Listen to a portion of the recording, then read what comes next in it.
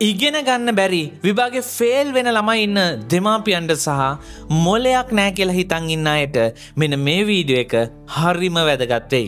නිකමට හිතන්න මේ කතාවේ ඉන්න මේ පොඩි ළමයා අවුරුදු 4 වෙනකන් වචනයක්වත් කතා කළේ නෑ. අවුරුදු 7 වෙනකන් අකුරක්වත් කියව ගන්න බැරි වුණා. එයාගේ දෙමාපියෝ හිතුවේ අපේ ළමයා මන්ද බුද්ධිකයි කියලා. එයා ආබාධිතයි කියලා. එයා ඉස්කෝලේ ගියාම එයාගේ විදුහල්පතිවරයා එයාගේ අම්මට එයාගේ තාත්තට කතා කරලා කිව්වා මේ ළමයාට උගන්නලා වැඩක් නැහැ. මු කවදා හරි ලොකු වුණාම මොන රස්සාවක් කළත් කිසිම දවසක සාර්ථක වෙන්නේ නැහැ කියලා. ඔව් විදුහල්පතිවරයා එහෙම කිව්වා. He will never make a successful of anything. එතනින් ඉවරුනේ නැහැ. එයා ලොකු වෙලා කැම්පස් යන්න හිතාගෙන විශ්වවිද්‍යාල ප්‍රවේශ විභාගය ලියනවා. ප්‍රතිඵලය මොකක්ද? එයා ඒ විභාගෙත් ෆේල් වෙනවා. එයාට කැම්පස් යන්න බැරි වුණා. එයාට රස්සාවක් හොයාගන්න බැරි වුණා. අන්තිමට එයා රස්සාවක් විදියට කළේ කාර්යාලයක ෆයිල් ලස් කරන ලිපිකරුවෙක් විදියට වැඩ කරන එක. මුළු ලෝකයම එයා දිහා බැලුවේ කිසිම වැඩකට නැති ඉගෙන ගන්න බැරි මෝඩෙක් විදියට. දැන් මම ඔයාගෙන් අහනවා ඔයාටත් ඉස්කෝලේ කාලෙදී ටීචර්ස්ලා මෝඩයා ගොනා කියලා බැනලා එහෙම තියෙනවද? විභාගයක් ෆේල් වුණ පළියට සමාජය ඔයාව කොන් කරලා තියෙනවද? මට මේ දේවල් වෙලා තියෙනවා. මං හිතන්නේ ඔයාටත් එහෙම සමහර විට වෙලා ඇති.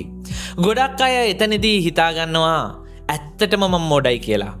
හැබැයි ඔයා විභාගේ ෆේල් වුණත් ජීවිතේ පාස් වෙන්න පුළුවන් කියලා විශ්වාස කරන කෙනෙක් නම් මගේ දක්ෂතාවය වෙනස් කියලා දන්න කෙනෙක් නම් පහලින් කමෙන්ට් කරන්න I am genius කියලා.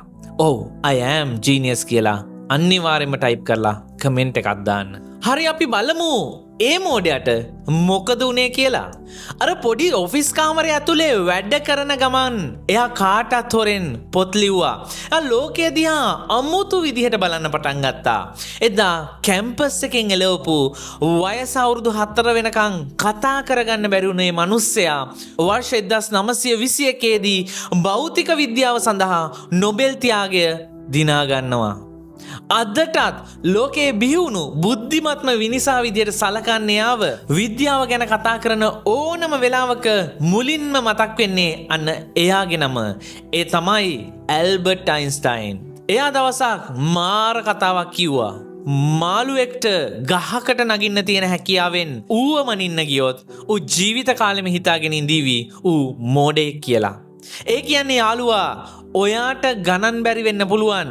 හැබැයි ඔයාට සින්දු කියන්න පුළුවන් නැති. ඔයාට පාඩම් කරන්න බැරි වෙන්න පුළුවන්.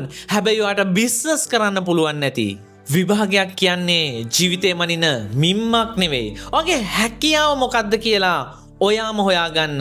ඒ වගේම ඔයාගේ හැකියාව මොකද්ද කියලා දන්නවනම් පහලින් කමෙන්ට් එකක් දාන්න. ඒ වගේම මාවත් ෆලෝ කරලා තියාගන්න මේ වගේ වීඩියෝ වලින් ඉස්සරහටත් හම්බෙමු. එච්චරයි.